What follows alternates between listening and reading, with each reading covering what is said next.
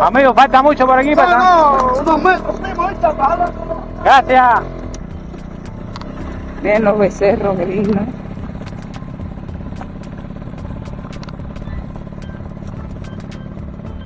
Jugo de caña. Juan, ustedes lo conocen ya. Juan ve guarapo y es como que se desordena, mi amor, me desordeno. Todavía no está grabado. Él quiere que le hagas el trabajo. El relevo, el relevo. Yo que vivo en el Vedado, yo cuando voy me la hacen ya hecha, no se me han hecho aquí. Ahorita recibían un pago por su trabajo y los esclavos fuertes activos que no debían llegar al asesinato porque eran herramientas de trabajo. Claro. Una vez, si los esclavos que escapaban eran capaces de alcanzar lugares intrincados de la floresta, formaban las comunidades llamadas palenques. San Isidro, ¿qué dice? De los destiladeros. ¿Estará muy lejos? San Isidro de los destiladeros. Debe ser por aquí, ¿eh?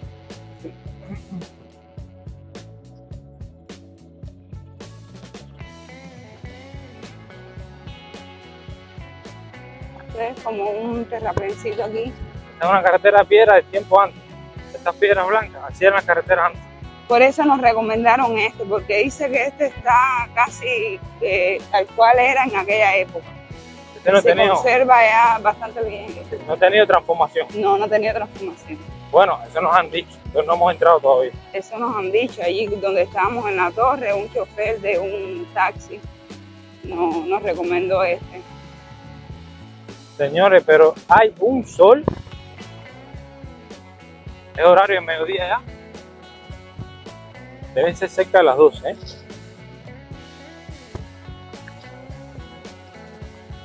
Las 12 en punto. Ese es el sol que yo siento.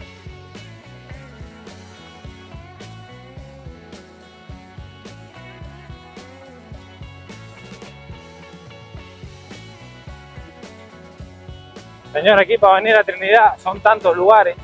Nosotros venimos 3 días y no alcanza. Hay que venir una semana. Pero imagínense, una semana en un hostal.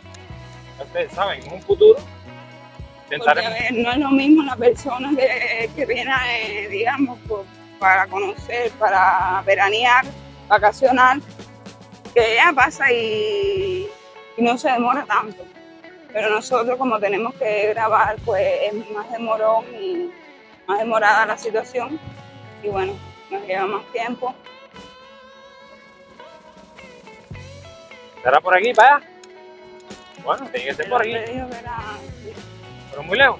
el dueño de la casa, yo creo que a mí que digo que es 2 kilómetros. 3 kilómetros, así que...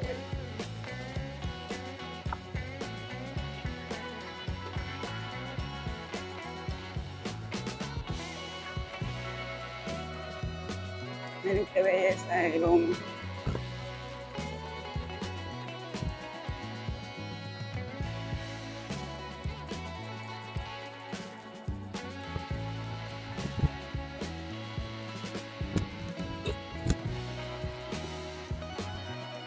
No puedes coger velocidad porque es un pedregal.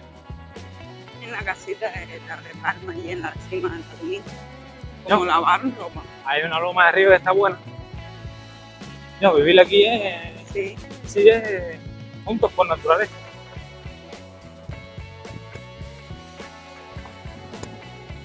Hay que poner primera para subir suavecito porque... Parece que está lejos para adentro. Esto sí tenían que los pobres caminar. ya habremos doblado bien. Bueno, ahí decía San Isidro.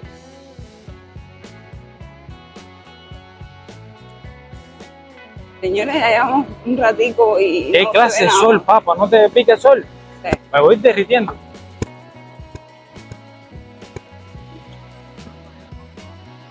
Amigo, falta mucho por aquí, pasa.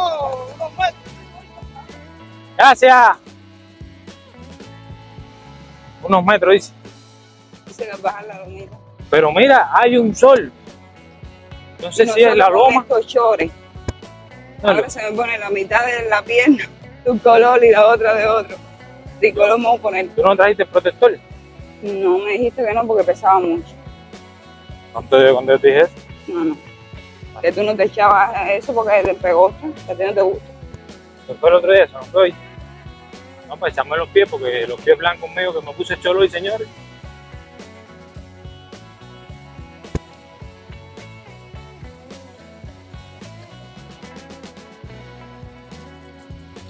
Vamos a ver, aventurero, ¿qué encontramos por aquí? Chacho, aquí sí ven con locales. Oye, pero esta carreterita de piedra está incómoda. Miren los becerros, qué lindo.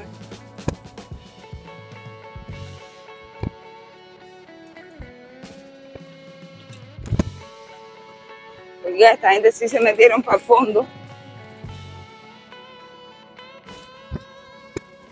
¿Valdrá la pena todo este recorrido? Vamos a ver. Vamos a ver. El disco va bajando hasta lo mismo. Así ya se ve. Miren, un molino. Qué lindo. ¿Verdad que sí? Mira qué lindo, Juan. Este sí parece una hacienda Sí, de las novelas. claro, y como está el camino de piedra empedrado, sí, por allá.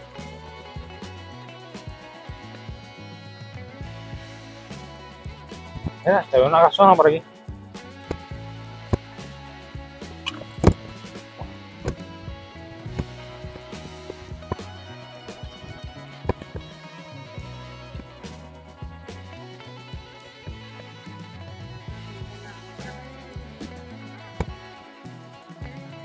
Chacho, esto sí parece de las novelas. Mira, esa gente salieron de ahí adentro a caña, que eso que hay. Esos son extranjeros, señores. Trapiche seguro que hay. ¿Habrá guarapo ahí? Yo no te puedo creer eso. ¿Tú te imaginas que haya Un guarapo? museo, ¿ves? San Mami, Isidro, mira, de los destiladeros. Museo de sitio. La gente está tomando algo. Museos de sitios. De sitio. Mira, guarapo, muchacho. Muchacho. Jugo de caña. Aquí mismo vamos a parquear la bestia. Jugo de caña. Juan, ustedes lo conocen ya. Juan ve guarapo y es como que se desordena, mi amor, me desordeno. ¿Para qué? Señores, miren el maquinón ese rosado que hay ahí. Miren esa bestia. Miren qué belleza. Miren lo que el trapiche ahí. Que Juan anda desorbitado.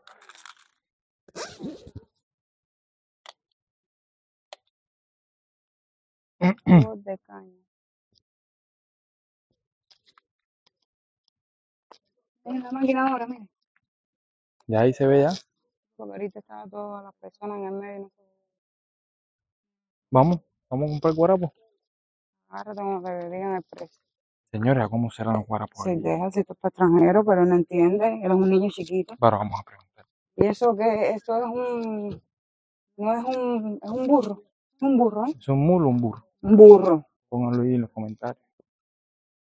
Pregunta al hombre Eso no es tú, mulita, eso es burro. sutilmente cómo es. Dale. Pregunta.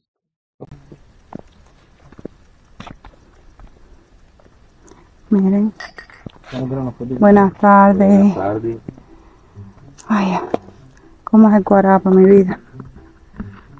Nosotros vendemos a 200, pero ustedes son cubanos, 50. Dale, Pipo. Ponlo. Dos. Vamos. Para que veas cómo lo muere el trapiche.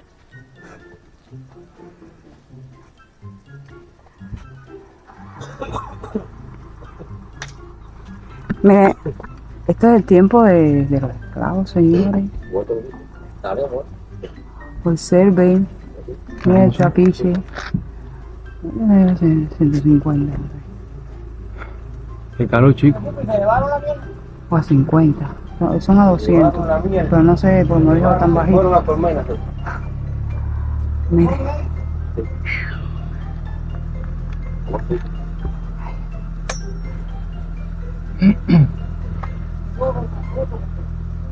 Vienen muchos visitantes aquí, ¿eh? No, a veces, depende. Es por ese del día y la temporada. Miren, miren.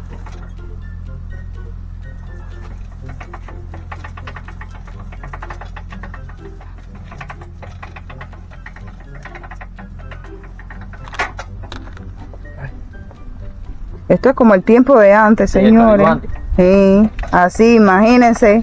Ahí un esclavo dando manigueta. Esclavo soy yo. Acabaste con el hombre. Esclavo soy yo. Ahí dando manigueta ahí hasta que llene la cubeta esa. Blanco esclavo, ¿eh?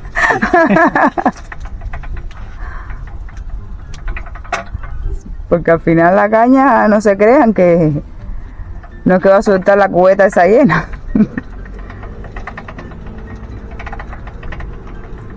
Es un trabajo forzoso. Y natural, barato natural. Así mismo. Hay un sol en el Ahí campo. directo de la caña. A las 4 de la tarde cuando yo me voy, imagínate. Y yo al menos me voy en moto eléctrica, que se va a pie. Como estuve yendo unos 10 años acá. Y si voy, no es donde voy a decir. Y ahí es un museo, ¿eh? Este es un museo, tiene los restos arqueológicos de todos los edificios del ingenio. La casa patronal se modificó a un museo interactivo digital, no tiene mucha interacción. Pero tiene una maqueta de la fábrica, tiene información visual abundante, tiene texto en español. Tiene el servicio de guía también, que les puede explicar todo. Se cobra 85 pesos la entrada. Mira, a ver, un guía de eso sí nos haría falta para que explique bien el video. ¿Y este era otro? Sí, es otro. Mira, este que... Este es antiguo, más antiguo. ¿Qué clase de rueda tiene, no? No me enseñó esto, pero... Miren este. ¿Ven? Este dicen que es más antiguo. Si vas a Huachinango, van a ver uno de metal con 3 cilindros verticales. Pasamos por ahí y no entramos. Pues hay uno con 3 cilindros verticales, con una tecnología trazada también, porque después empezaron los horizontales que son los reales. Y en Manaca es nada, hay uno de Búfalo, Estados Unidos, 1848. Pera 2, el modelo con 3 cilindros horizontales. Metálicos, Escuche. movido por 2 personas. Si van hacia Trinidad, pueden buscar en el centro histórico el restaurante La Botija. Ah, ahí hemos... Ahí hemos entrado. Dula, Sí, pero hace tiene tiempo ya. uno, Pera 1. O sea que es más chiquito, pero la misma fábrica. Ahí sí podemos entrar porque ya el otro lo dejamos atrás. Pregunta por Douglas, a lo mejor no te lo localizan, porque tú sabes cómo es. Pero si le permiten ver, él iba a ponerlo en exposición en el patio, no sé si lo tendrá. Mira, Douglas. Toma. Miren. Para pistón directo de la caña. ¿Qué tipo era por fin? Qué rico. Para que pruebes cómo es. Está duro, ¿no? Esto. No, no.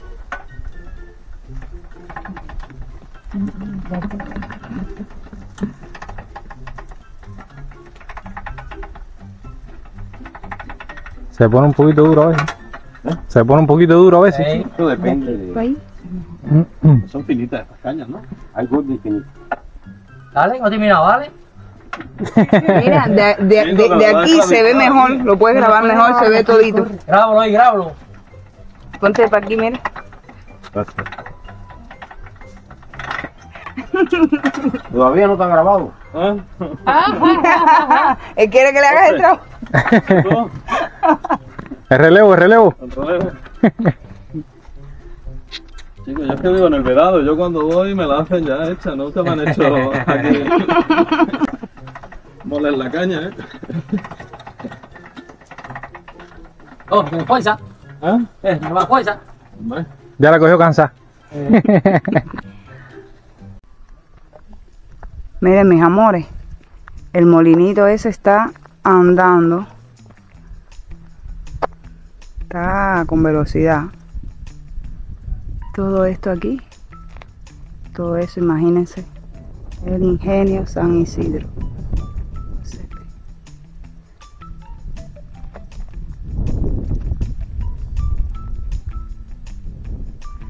Los señores de la Guarapera son buenos. Le llamaron a Juan porque aquí no hay sombra para dejar la moto, para poder entrar, para que la dejara allí a la sombra. Ahora cuando nos vayamos, pues nosotros también lo ayudaremos a él. Miren, mis aventureros, ya estamos en la entrada. Aquí el cartel, si pueden ver. Vamos a comprar la entrada, a ver si hay algún guía que nos pueda acompañar para que le explique bien todo. Aquí. Buenas tardes. Buenas tardes. Para visitar, Sí. la entrada es 85 pesos. Sí se ve, sí se ve. La señora que nos recibe.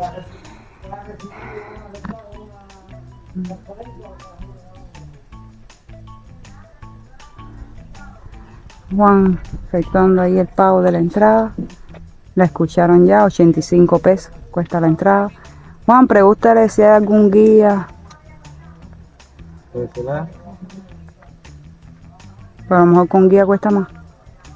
Tienes que preguntar.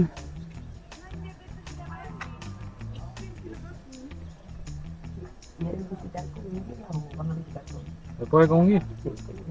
¿Cuánto cuesta con el guía? El día, si ustedes les gustan y quieren un paso, Ah, bueno, igual. ¿Se puede dar? para el señor Ah, mira, va por ahí. Ah, es el hombre que está hablando con nosotros. Es mejor.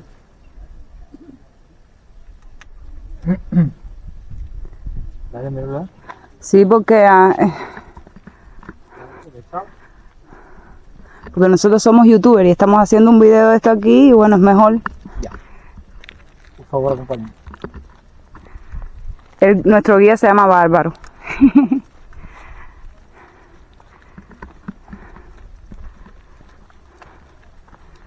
Miren. Bueno, vamos a estar breves minutos o breves segundos aquí al sol, no se preocupen, no mucho tiempo. El Valle de los Ingenios recibe su nombre de la categoría de fábrica de mayor desarrollo tecnológico, o sea, no todos eran ingenios. Los trapiches eran las fábricas de menor desarrollo tecnológico y los ingenios los más tecnificados. Llegaron un número de 48 ingenios en el área de 256 kilómetros cuadrados en la primera mitad del siglo XIX, y eso es lo que motiva a los trinitarios a llamar de esta forma al valle. La comunicación interna entre las fábricas era mediante toques de campanas que podían estar en estructuras de madera, como ven aquí, o en torres campanarios, de las cuales solamente han existido 3 en toda la historia en el valle. La nuestra en San Isidro es la intermedia, la de 14 metros. La de 44, Manaca Isnaga, con 7 niveles, segunda familia más rica del valle. Los más ricos de todos eran los Borrell, el marqués de Guaymaro, que no necesitaba una gran torre para representar opulencia, porque su palacio enorme, que triplica cualquiera de estas casas, es suficiente y en una colina muy alta, por lo tanto la torre era innecesaria. Vamos a hablar a la sombra, en un lugar más cómodo, de para qué torre, para qué campanas. Por acá, por favor.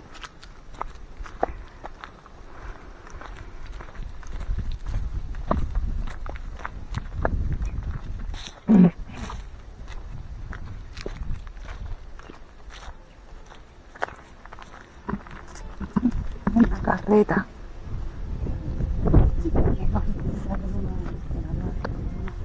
Ponlo en-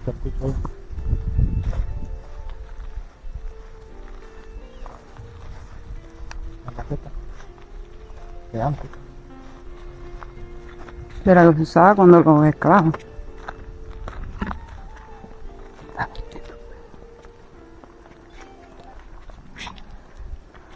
¿Para qué torre en San Isidro?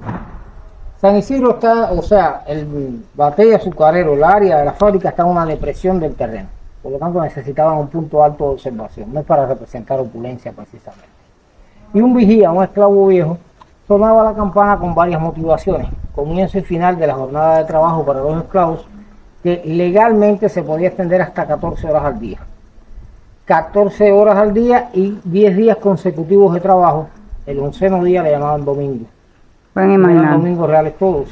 Incluso las fábricas alrededor tenían diferentes domingos, por varias causas. Evitar enfrentamientos entre esclavos de distintas votaciones, complot para rebeliones y darle más oportunidades a los curas del pueblo de venir a dar la misa los domingos. La primera actividad del domingo era la misa.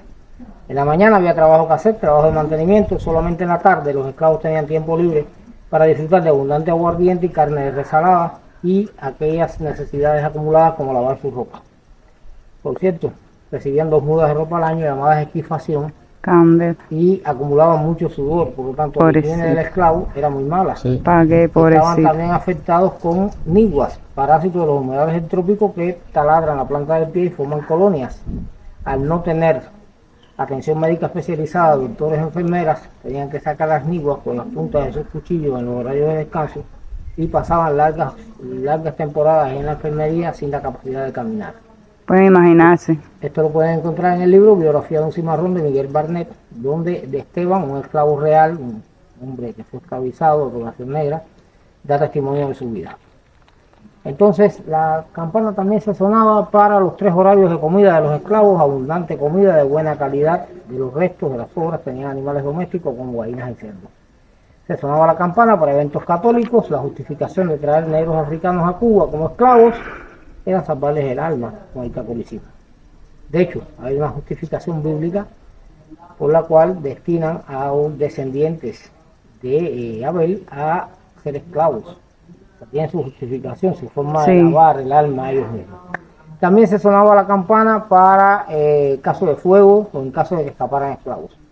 Esclavos que al escapar eran comúnmente recuperados por ranchadores, brigadas de hombres armados con perros, caballos y armas, quienes los traían de vuelta, recibían un pago por su trabajo y los esclavos fuertes castigos que no debían llegar al asesinato porque eran herramientas de trabajo. Claro. Una vez, si los esclavos que escapaban eran capaces de alcanzar lugares intrincados de la floresta, formaban las comunidades llamadas palenques, los palenques, y los miembros de estos palenques cimarrones.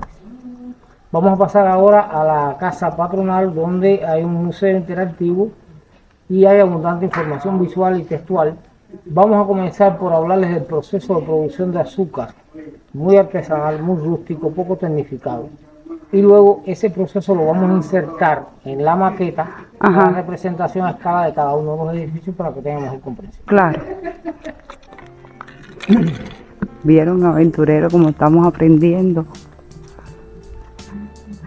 Yo no sabía lo que era un palenque. Buenas tardes. Buenas tardes. ¿Ven? Como hay trabajadores allí. Miren la maqueta.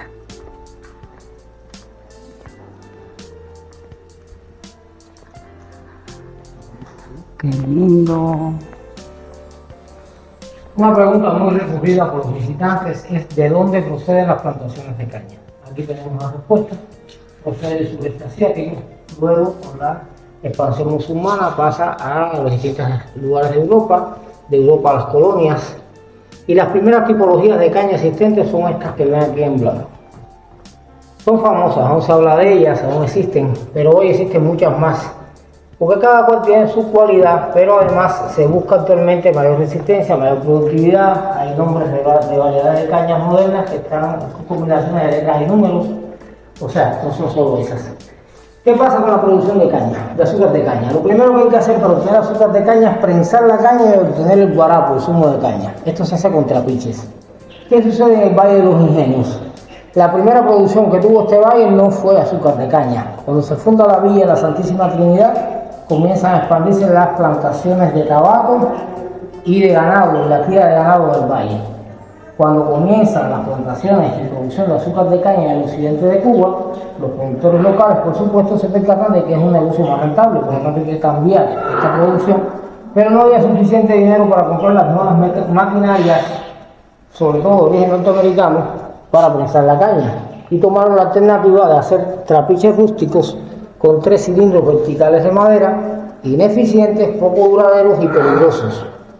Incluso se intentó forrarlos con latón para hacerlos más duraderos, pero tampoco dio resultado. También eran peligrosos porque los esclavos debían pasar la caña 6 veces entre los cilindros y muchas veces cansados, con las largas jornadas de trabajo podían ver atrapadas sus extremidades.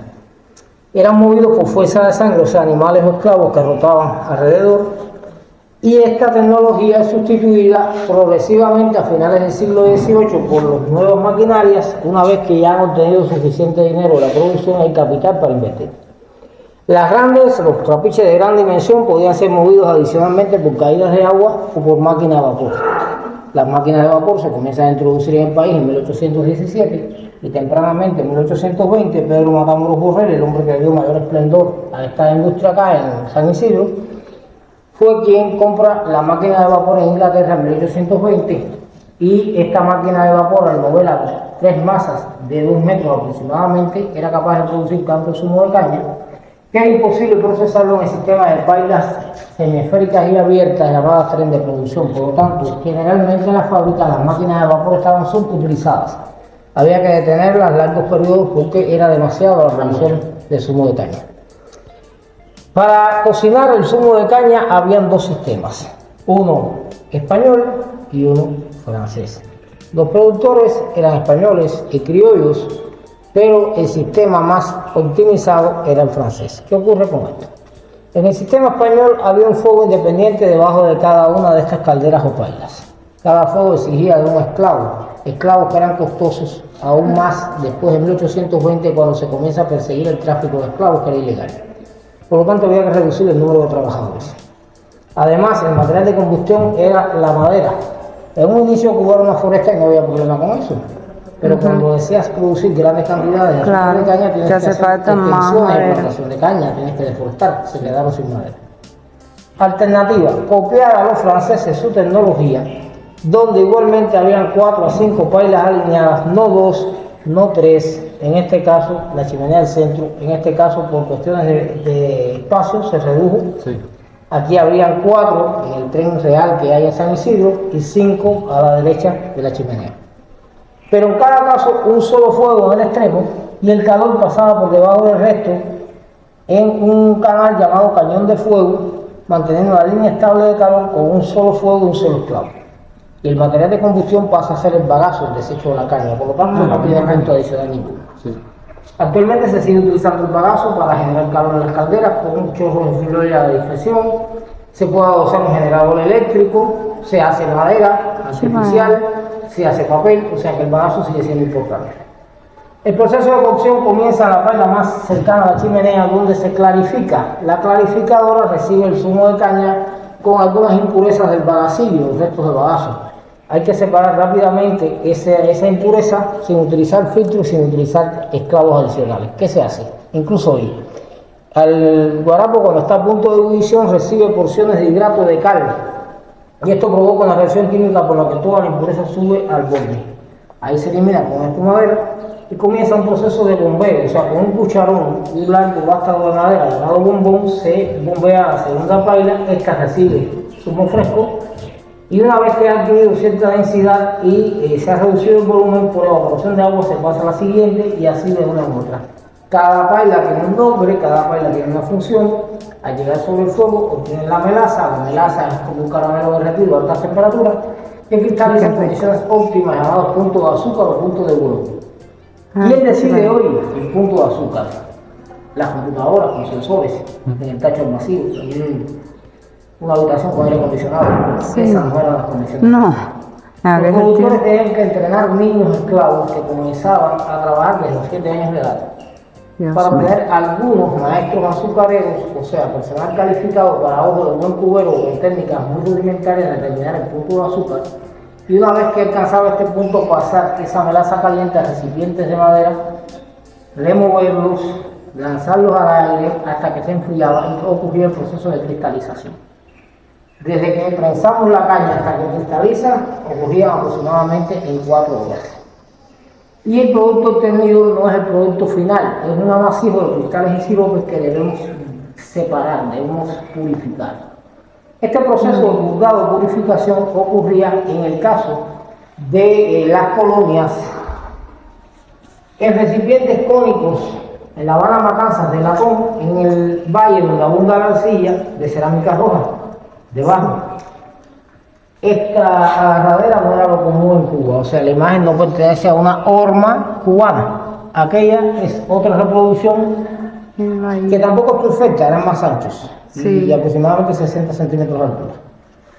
Se ponía un tapón de madera y hojas de banano en el orificio, se agregaba dentro todo el amasijo de cristales y siropes y eran llevadas el número de miles al segundo nivel de la casa de purga. Este edificio de 2 pisos, que en el piso superior tenía un entramado de madera formado por un corredor central, corredores laterales y miles de agujeros entre ellos donde colocar la soma en esa forma. Lo pueden ver aquí también. Ahí permanecían 5 días en reposo. Al 5.º día quitaban los tapones, se habían concentrado los cristales, se desprendían los siropes y comenzaban a pasar lentamente por gravedad a toneles de madera llamados bucoy, palabra catalana y gallega. Ese es un primer sirope o primera miel pura, sin contaminación, de primera calidad, que podía ser llevada nuevamente al proceso de cocción para obtener más azúcar. Le llamaban miel de recarga. Hoy al similar se le llama primera miel y sirve para hacer rones y alcoholes. Hasta ese momento hemos tenido un producto semi elaborado que aún tiene cristales, o sea, siropes entre los cristales. Se llama mascabado o mascabo. No es pan de azúcar aún, tiene precio en el mercado. Incluso la fábrica Weimar, que fue la más productiva del mundo en 1827, con 943 toneladas de azúcar purgada y mascabada, o sea, ambas producciones totalmente terminado el proceso o solamente mascabado, o sea que eran vendibles, eran comercializables. Pero era preferible lavar con agua esos cristales y eliminar todos los siropes internos para obtener el real pan de azúcar. ¿Cómo hacerlo? Porque el agua con coeficiente de gravedad pasa a una velocidad tremenda y no puedes tener un esclavo con un jarrón echándole agua cada uno. Eran miles. ¿Qué se hacía? Como no había proceso automatizado, y atiendan bien porque esto es poco creíble, yo tuve que leer los 3 libros para creérmelo yo primero. En un piso redondo de ladrillos colocaban un madero vertical y 2 bueyes atados por las puntas de los tajos para que giraran alrededor y con sus patas maceraran, mezclaran arcilla, barro y agua. Luego agregaban una pequeña porción de hidrato de cal para hacerlo más consistente. Sobre cada una de estas formas ponían un paño de algodón y encima de ese paño una gran porción de esa mezcla de arcilla hidroscópica y agua, para que el agua de la arcilla pasara lentamente entre los cristales y fuera lavando. En los países hispanohablantes como Cuba y España, acostumbramos a decirle a los niños que no coman mucho azúcar porque les da parásitos. Esto es un mito que le damos de este sistema productivo poco higiénico.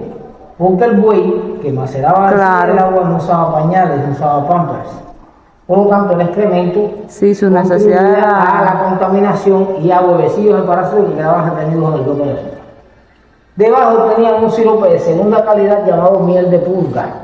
La miel de con purga. agua de arcilla que era tendiente a la fermentación. Por lo tanto, era uno de los subproductos empleados en la destilería para con un alambique hacer el aguardiente. Aguardiente con el que estimulaban al esclavo con pequeñas dosis en la mañana cada día de trabajo, abundante aguardiente el domingo, y en la enfermería era la medicina universal. Ahora bien, este producto final ya lavado con agua sí es pan de azúcar, pero aún tiene humedad interna entre los cristales procedentes del agua de arcilla. Debía tener un peso estándar final de 44 a 46 libras. Era necesario extraerlo fuera de la horma, sin romper la horma de ser posible, y depositarlo en gavetas que no son más que recipientes metálicos rectangulares que estaban ubicados delante de la casa de purga y que eran replegables hacia adentro y hacia afuera para protegerlo del aire. Ahí se secaba en 1 o 2 sesiones de sol y luego era depositado el pan de azúcar o los panes de azúcar sobre hojas de banano en el piso y con machetes de hoja ancha llamados quillos se dividía en 3 fragmentos tomando como referencia los niveles de color o pureza. Blanca, la de la parte superior, de mejor calidad, no era blanca real, no es azúcar refina. Azúcar morena o parda o quebrada, la de segunda calidad, y la de cono de cucurucho muy sedimentada por todo tipo de impurezas, restos de arcilla, restos de sirope, oscura. Esta iba también a la destilería para hacer aguardiente.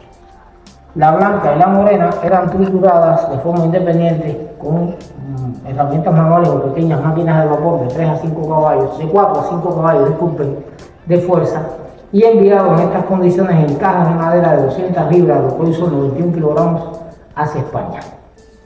España en un primer momento tenía el monopolio sobre la producción en Cuba. Todos los productos debían ser comercializados con España. Estos son productos que iban a la destilería, azúcar de mala calidad y los siropes de miel de purga, no eran contabilizados. Pero solo Alemania, en Europa y Estados Unidos, sus compañías tenían la capacidad de refinar azúcar con derecho de autor sobre las sustancias químicas que le clarifican y centrifugan. Alemania está muy lejos de Cuba, pero Estados Unidos. Y por lo tanto ofertaban muy buenos precios, por eso son productos que iban a la destilería. Los señores acá necesitaban mucho dinero para solventar esa vida opulenta, y de muy buen grado aceptaban estas ofertas a espaldas del rey de España, Fernando VII, que no lo permitía. Por lo tanto, por contrabando, teniendo todas las condiciones al sur de Cuba, Puerto Profundo, posición administrativa, lejos de la capital, enviábamos por contrabando a Estados Unidos parte de esos productos. Y después Así- se quedaban con ese dinero. Exactamente. Y ganaban. Así Su riqueza aumentaba. se producía el azúcar, el pan de azúcar de la época de forma muy ineficiente, un proceso alargado de tiempo. En la casa de purga podía permanecer en elaboración durante 30, 50 días, por lo tanto no podían competir con la producción de azúcar de remolacha cuando comienza en Europa, y eso es lo que da lugar a la abolición de la esclavitud. La necesidad económica de modernizar el proceso, de reducir el número de trabajadores y buscar Y los gastos, asalariados interesados a trabajar por salario. De eso les hablo ahora. Aventurero, usted está aprendiendo porque yo he aprendido cantidad. Oiga, meritoria la labor. Gracias. Bueno, nos encontramos en la casa patronal, casa que ha sido reconstruida prácticamente porque la oficina del conservador de la ciudad de Trinidad y el Valle de los Ingenios la adquirió en condiciones algo deplorables. Luego el ciclón Denis contribuyó a casi su total demolición y hubo que reconstruirla prácticamente para hacer museo. En la reconstrucción perdimos el sistema de recolección de agua de lluvia consistente en tubos de cerámica dentro de cada una de las columnas exteriores para luego una canalización llevar hacia la cisterna o aljibe esa agua.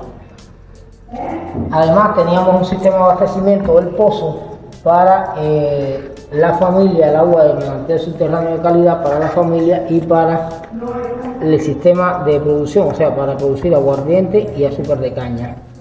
Y una represa o dique en esta área que es más profunda, que es más deprimida, para evitar la inundación de la fábrica, una represa o dique que contenía el agua de escurrimiento de las elevaciones alrededor y el agua excedente se iba en un canal hacia las plantaciones. El agua almacenada servía para bañarse los esclavos y lavar su ropa los domingos. Ahora bien, las casas patronales todas tienen características similares, estilo neoclásico español, baños y cocina afuera para evitar un posible fuego, malos olores, calor. La casa no era la mansión oficial de la familia, vivía en la ciudad de Trinidad, opulentas casas y palacetes, tenían negocios legales e ilegales, eran usureros, prestamistas, rentaban casas, tenían inversión en el puerto, en el barril, participaban en la trata negrera que era ilegal desde 1820. Además de esto, debían contribuir con la urbanización de la ciudad para las obras públicas porque se les exigía por la corona española. Venían al campo a controlar producción en días de campo como forma de divertimento. Sí, claro. Las casas adicionalmente estaban en la colina para dar esa sensación de dominio y de poderío. Siempre van a verlas todas en la posición. Jerárquica, era lo primero que se ponía en la planimetría del lugar. Y luego al sur, las fábricas para que el humo de las chimeneas y el olor de la melaza fuera arrastrado por los vientos del norte, que son lo más común dentro de la época de producción, el invierno en Cuba. Aquí a la derecha van a observar un edificio de una sola chimenea que era la destilería para un alambique simple hacer el agua ardiente con los subproductos que mencionamos. Y este edificio pequeño que hoy está a nivel de cimentación, solamente en sus ruinas, es el almacén para licores o para aguardiente. La torre domina el centro del batey, lugar para reunir a los esclavos, para castigar esclavos en frente de los otros y para el domingo dar la misa el cura del pueblo.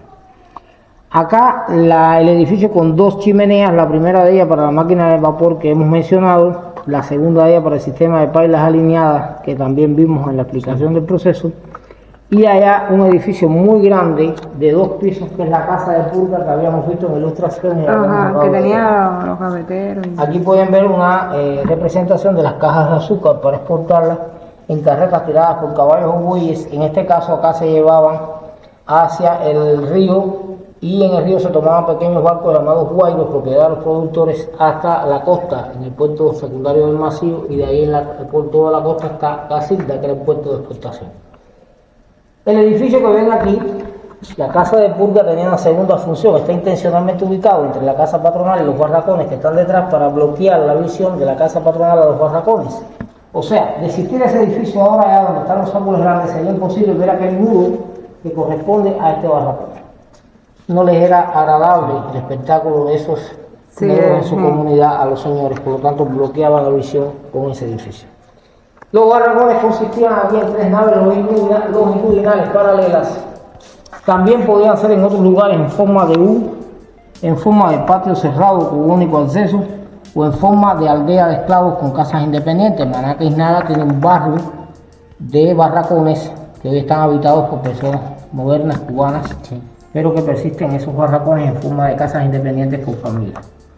San Isidro, como todos, tenía un edificio destinado a esclavos con cierta calificación en oficios: boyeros, maestros de azúcar, carpinteros, talabarteros, o sea, aquellos esclavos que debían estar más descansados, tener mejores condiciones de vida y que eran más rentables, un poco más cómodos. Los demás, o todos, en habitaciones de 4 por 4 metros, que después veremos sus ruinas, 3 a 5 esclavos por habitación. Esto no es hacinamiento, había lugares donde habían hasta 10 en condiciones similares, durmiendo en el suelo. Aquí tenían catra de madera y lodo. Dios mío, pobrecito. Como con los militares. Y estaban separados por sexos, hombres, mujeres o familias. Dormían todos cerrados con candados en las pequeñas puertas, barrotes de hierro en las pequeñas ventanas. Eran lugares húmedos, oscuros, provocaban enfermedades y adicionalmente no les permitían salir en horario de descanso a las letrinas, no estaban autorizados, y por el alto consumo de azúcar contaminada muchas veces tenían disentería. Por lo tanto, las deposiciones fecales eran frecuentes y tenían que hacerlo muchas veces en recipientes dentro de los barracones. Y ahí hasta que pudieran... Las condiciones higiénicas del barracón eran muy malas. Además de esto, bueno, las mujeres eran minoría, los hombres representaban el 80%. Porque lógicamente los hombres somos más fuertes, más resistentes y no nos embarazamos, más convenientes para la población. El total de esclavos no se registra, o sea, se registran muchísimos libros, pero no es totalmente fidedigno porque había que pagar impuestos por el número de esclavos que declarabas. Por lo tanto, vamos a hacer un cálculo en San Isidro.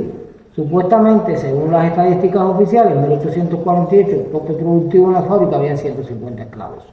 Declarados, sí. Había 56 habitaciones en los barracones, de 3 a 5 esclavos, promediamos a 4, se pasaban de 200. Sí. Habitación posterior para esclavas domésticas en la casa patronal, de 4 a 6, podemos numerar, y adicionalmente había esclavos que adquirían el derecho por su oficio o porque habían pagado para ello de vivir fuera de los barracones en casas independientes con sus familias. A estos esclavos que lograban pagar la mitad del precio de su libertad se le llamaban coartados. ¿Y de dónde tomaba el coartado el dinero para poder pagar la mitad de su libertad si no recibía salario del amo? En el tiempo de no producción o tiempo muerto, los esclavos podían ser rentados a contratistas y del salario que devengaban tomaban el 25% por ley. Por lo tanto, el cuarter, el dueño se quedaba con el 75%. Con ese dinero el coartado podía, o sea, el esclavo podía con ese 25% que se quedaba. El 25%. Podía pagar el derecho de vientre, que no es más que pagar la libertad de su futuro hijo o hija si tenía una concubina o esposa legal embarazada. Podía pagar su libertad hipotéticamente, esto era casi imposible, el precio de un esclavo oscilaba, para tomar una idea, el precio de una yunta de buey. No todos podían tener una yunta de buey. Muchacho, ¿para qué? El precio del esclavo era demasiado alto. Pobrecito. Y además el esclavo tenía el derecho a pagar la mitad del precio de su libertad para adquirir derechos adicionales dentro de la esclavitud, como vivir fuera de los barracones, en casas independientes con su familia, tomar una parcela productiva, negocio con el señor, y decidir si era puesto en venta, con qué comprador se iba, o sea, había que negociar con él. Este es el derecho de coartado. Pero el coartado tenía esa condición para sí, pero no para su descendencia, o sea, los hijos de coartado... Sí, eran esclavos. Sí. Esto es un detalle no muy conocido de la esclavitud, pero que se puede leer en muchísimos libros de estudios que se han hecho sobre la esclavitud en Cuba. Además de esto, al referirnos a no ausencia, pero sí poca cantidad de mujeres en relación a la cantidad de hombres, lleva a una sexualidad obligada. Los hombres tenían que, para satisfacer su apetito sexual, o autosatisfacerse o practicar homosexualismo masculino. Por eso, en los años 80 o 90 era frecuente que una forma alusiva al gay era decirles cundangos. Esta palabra, sobre todo en el occidente de Cuba, procede del lenguaje de los congos. Cuba tenía presentes 43 etnias africanas en su población esclavizada y predominaban los nigerianos o yorubas y los congos, de ahí las dos religiones que hemos heredado. Sí. Pero los esclavos en Congo llamaban a los homosexuales masculinos cundangos y lo heredamos. Hoy, como se respeta el derecho real de cada cual, claro, su sexualidad como le plazca, pues es una palabra que ha ido quedando relegada en el lenguaje español que se habla en Cuba, pero en los años 80 o 90 era muy frecuente. Ahora también, en cuanto a eso de sexualidad, decirle que las familias esclavas eran poco frecuentes porque no querían formar nexos familiares afectos, visto que eran separados para poder vender sin respetar los mismos. preferían tener relaciones esporádicas, informales. En el libro Barracón, que recoge muchísimos testimonios de inspectores a los barracones en Habana, Matanzas, se habla de que se formaban familias en ocasiones con 2 hombres y una mujer. O sea que esos tríos que son muy open mind actualmente ya existían en aquel entonces. Esclavos. Ahora bien, el tener relaciones sexuales lleva inexorablemente a que muchas esclavas se embarazaran. Y la mayoría no querían ver a sus hijos crecer como esclavos. Por lo tanto, muchas cometían un crimen que estaba registrado en el Código Penal de la época llamado magricidio, o sea, asesinar a sus niños pequeños. Esto aparece registrado con todo detalle en artículos de revistas de la época que han sido digitalizados. Otras practicaban el aborto con plantas naturales, sobre todo con el uso de la papaína, la sustancia activa de la papaya. Sí. De ahí que en la región occidental de Cuba a la papaya le cambiamos el nombre por fruta bomba, porque mis generaciones antecedentes asociaron la papaya con el órgano genital externo femenino. Cuando en esta zona se habla de papaya, se habla de más cosas, de la fruta y de la parte de la mujer. Por lo tanto, se le cambió el nombre. Además, muchos niños esclavos morían en los primeros 7 días de vida infectados con tétano. Esto que les voy a contar es algo muy fuerte, pero que es real. Los niños esclavos, los bebés, no estaban al alcance de sus madres todo el tiempo, solo se les daba acceso a ellos los domingos. Sí, porque ellas tenían que trabajar, hacer las labores. Leche de pecho, estaban al cuidado de cuidadoras, esclavas viejas que en barracones específicos cuidaban de ellos. En el libro El Barracón pueden ver testimonios de cómo eran atendidos. Sí. Y había una práctica muy antigua, poco higiénica, que es colocar telas de araña sobre las heridas o en este caso sobre los cordones umbilicales después de cortados. La fábrica tenía mucho tráfico de animales y había tétano. El tétano viajaba a través de las telas de araña al cuerpo de los bebés y muchos morían en los primeros 7 días de vida. Al desconocer la existencia del tétano, le llamaban a esto el mal de los 7 días. Sí, porque siempre eran ese de... Producir los esclavos no era tan fácil. Y los esclavos estaban custodiados por brigadas de hombres armados. El jefe mayoral es el nombre que reciben este tipo de plantaciones. Hombre libre, hombre contratado, blanco mulato generalmente, pero los contramayorales, que eran el resto, y esto es un detalle poco difundido, podían ser libres, pero podían ser esclavos. Generalmente bozales, o sea, esclavos provenientes de África directamente, que pertenecían a tribus guerreras africanas que tenían el mal hábito de tomar prisioneros de guerra, o sea, población negra de otras tribus y al tráfico de esclavos. Pero otra forma de adquirir esclavos en África era cazarlos directamente. Por lo tanto, ellos mismos eran cazados y traídos a las colonias, y cuando llegaban a la comunidad de esclavos eran identificados, eran minoría y tenían su vida en peligro. Para evitar ser asesinados, aceptaban de buen grado el cargo de contramayoral sin recibir un salario durante toda la vida y ser confiables porque no podían traicionar al amo. Por lo tanto, eran muy apetecidos por los productores para comprarles. Los esclavos, y es otro detalle poco difundido e interesante, estaban estigmatizados por su origen. Que habían tribus que tenían fama de ser holgazanes, otros de ser ladrones, otros de ser muy rebeldes y otros de ser asesinos. Y eso influía en el precio de compra. Sí, en dependencia. No solamente la edad, el sexo, el tener una rara de efecto físico, el conocer un oficio le daba mayor precio, pero si pertenecía a determinada etnia podía influir en su precio también. Bueno, hay muchos más detalles sobre esclavitud, pero no tenemos que olvidar. La abolición de la esclavitud ocurre en 1886, un proceso que empieza desde 1880, y como les decía, está motivado por esa necesidad de modernizar las fábricas y buscar trabajadores asalariados estimulados a trabajar. El esclavo incluso rompía las herramientas para trabajar. Claro, no. Esta población que va a ser contratada a las nuevas fábricas no va a ser la totalidad de los que antes fueron esclavos. No más mujeres, no más niños, no más débiles, no más enfermos, no más viejos. Los viejos quedaron abandonados a sus suertes y soportes familiares murieron desatendidos.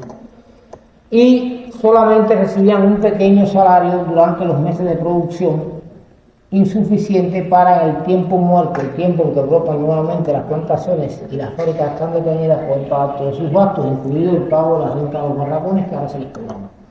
Por lo tanto, estaban obligados a pedir créditos a sus empleadores para pagar con su trabajo y con intereses en la próxima producción. y se convierte en un círculo vicioso. Además debían comprar las mismas tiendas y almacenes de la compañía el dinero regresado a los productos. Es una nueva forma de explotación que fue heredada después a principios del siglo XX con los jornaleros y las grandes compañías norteamericanas por las diferencias. Ese es un resumen bastante ampliado de toda la producción y funcionamiento de la fábrica. Les invito ahora que pasen por las distintas áreas de para allá que ellos vayan. En esta habitación tiene la historia del lugar detallada por fechas, porque a partir de 1840 hay una crisis en la producción de azúcar, producida por la producción de azúcar de remolacha, la guerra de independencia con la incendiaria, la pérdida de fertilidad del suelo en el valle por sobreexplotación, la migración de estos productores hacia Cienfuegos y Santo Espíritu en busca de nuevas tierras para invertir, y estas fábricas quedaron abandonadas, los terrenos quedaron abandonados en manos de las compañías crediticias, sobre todo alemanas y norteamericanas. Por lo tanto, en ese periodo hay compraventa constante del lugar. Incluso un propietario, Justo Germán Cartero, lo tuvo solo por un día, lo compró con la empresa idea de cambiarlo por otro, por lo tanto lo tuvo solo un día. Eso está registrado en la pared de esa habitación. Hay exposición de piezas arqueológicas, están los oficios de los esclavos, están las rutas negreras. En esta otra habitación les hablan ahí detrás de la crisis con detalle y imágenes de la reconstrucción de la casa, de la condición en que fue adquirida por los del conservador, y también de las excavaciones que se han hecho en el lugar. Cada año ocurre aquí un evento nacional de arqueología con arqueólogos de todo el país.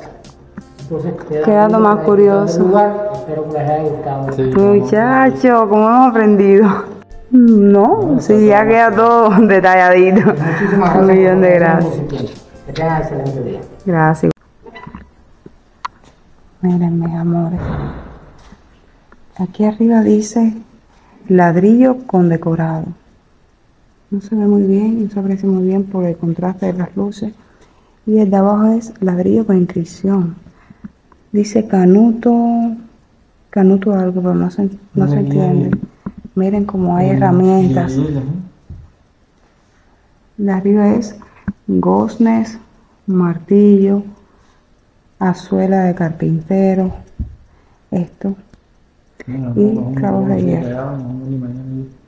Miren los grilletes, miren los candados que utilizaban.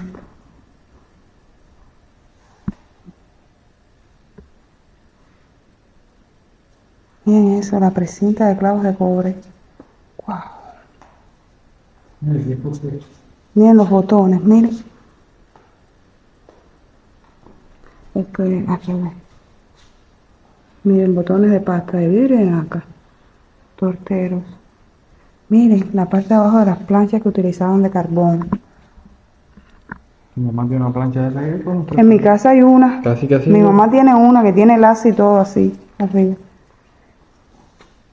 Miren. Los restos de los padres.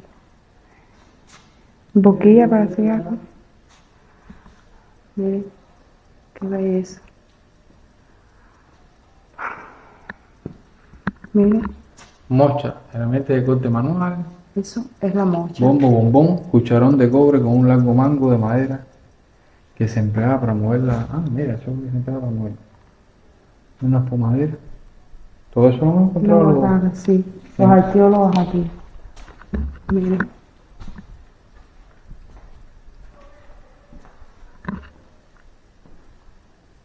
Mira. Miren. Esto era como lo castigaban.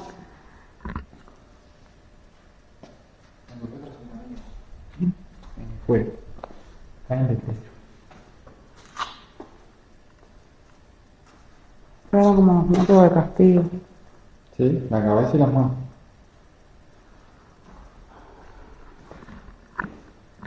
Máscara. Es un palo generalmente circular que es utilizado para atar a los esclavos que se fugasen. O modo de castigo. Este mástil. ¿Esto de qué tiempo? ¿Sabes cuántos años tiene esta madera? Chacho, vale. ¿Tú sabes cuántos pobres esclavos martirizaron ahí? Vale. Aquí fue donde nos dieron la explicación.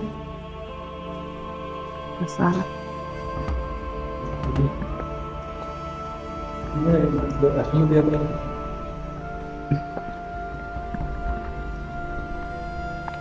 Miren.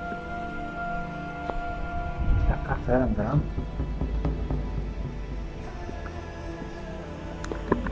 Miren la rueda de las carretas, señores, qué grande. Juan, párate ahí al lado para que ellos vean que te llega al pecho casi. Miren, qué grande, señores. Ay, como me gustó la explicación. No sé ustedes, aventureros, pero yo he quedado enamorada. La mitad de las cosas no podemos. No, ni en los libros de historia, ni en la escuela. Miren aquí.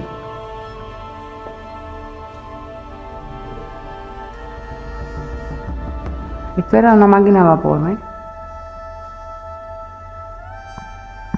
Vamos a ver cómo se me fue. Esto aquí es una sala, parece, donde dan conferencias. Hay una silla. Ya no hay más nada por aquí. Pero yo no tengo nada otra, ¿no? Mira, No, en el campanario.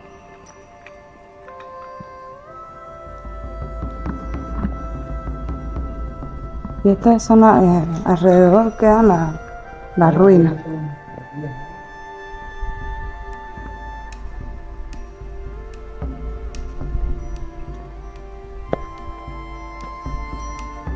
Todo lo que quedan son las ruinas como tal. Vas a caminar por allí, Juan. Miren ahí simulando una carreta. También por aquí, está ahí. Vamos a bajar.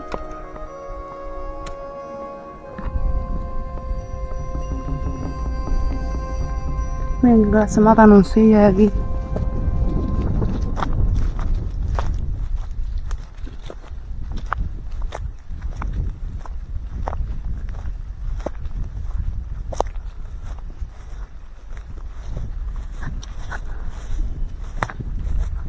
Aventureros, hoy hemos aprendido mucho.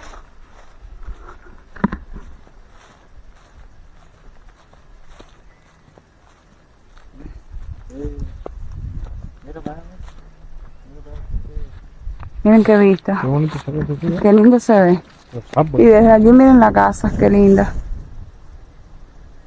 Wow.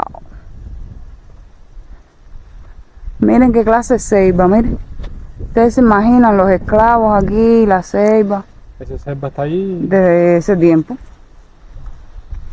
Miren aquí simulando lo que es la carreta, ¿ves? De buey.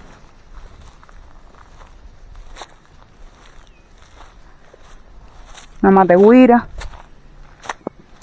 Esa mate es de guira, ¿ves?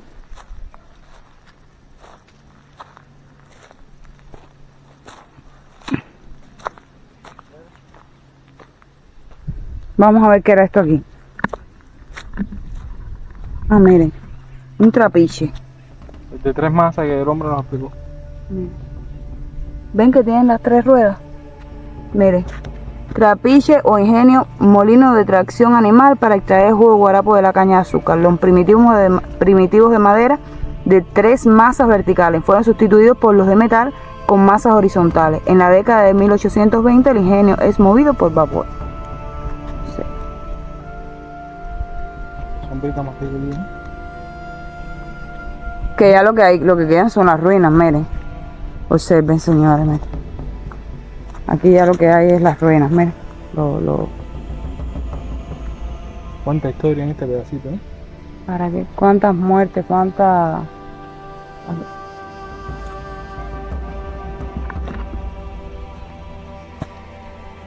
Allá hay otra, Juan, otra lápida de eso. Mira aquí, mira. Aquí hay una. Miren, señoras, miren. Miren cómo se ven, miren. Ay, a ver si me puedo acercar un poquito más para que lo aprecien mejor. Lo que él explicaba que ponían las calderas ahí, ven, la forma circular. Eran 4 y 5. Sí. Vamos a... Tren jamaiquino. Ajá, tren jamaiquino, mira.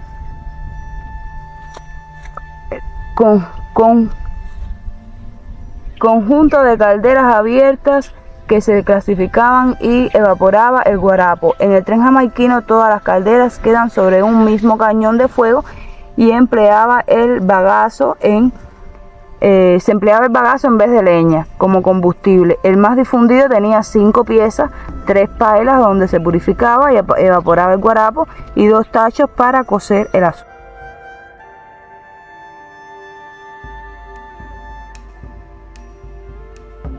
Y era donde echaban el que nos explicó que era en forma de cono. Miren uno de verdad. Mira, está el pozo. Ah, esto era un pozo, miren. Ahí lo dice. Eso, Un pozo de brocal. Observen. No era tan no.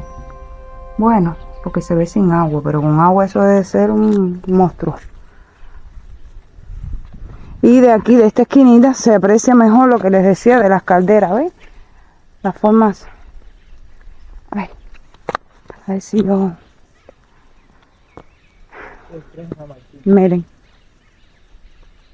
Cuidado que esas cosas aquí, Solo ruinas, señores. Eso me da una tristeza. Pero bueno, se abolió la esclavitud, que fue lo principal, lo más importante. Miren, ahí hay más ruinas.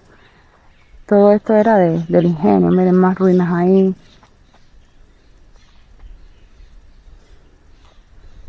Nada, mis amores. Esperamos que hayan aprendido mucho más en el video de hoy. Que les agrade estos recorridos con nosotros. Continuamos. Vamos a ver ahora si podemos llegar a lo que es el mirador. Y al canopy, allá deben estar ya los primos desesperados esperándonos. Ahora vamos caminando por aquí a buscar la bestia. Así que no nos abandonen. Las aventuras, señores. Sí. Que las aventuras están. Hay un ticket, qué linda. Y lo hicieron tamaño real. Sí, claro. No se pierda la aventura, que las aventuras están recién iniciando. súper importantes, ¿ves? Así que continuamos. Súper recomendado todos estos lugares. Si en algún momento, si no eres cubano y viajas, o si eres cubano y nunca has venido aquí, pues súper recomendado. Y si pagan el guía, pues ¿para qué? Una explicación súper detallada. Y vamos a buscar la bestia, señores. Y nos vemos en un ratito al mirador.